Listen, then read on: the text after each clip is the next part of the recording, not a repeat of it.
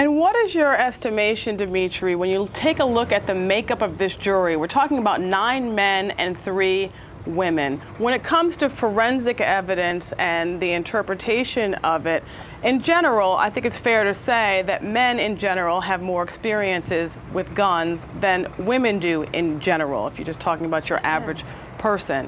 And so all of this testimony about what a gun would or would not do, what do you think, is there any connection in terms of how you think this jury might look at it differently given the fact that there's so many men?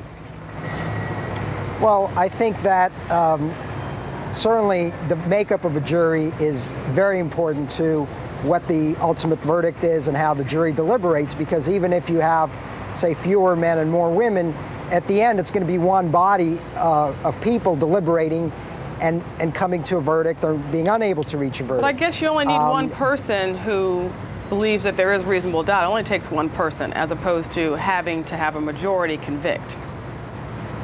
Right, that's true. So arguably with more men on the jury, there may be a greater, they may be more open-minded to this type of gun evidence and being familiar with what guns are and how they work.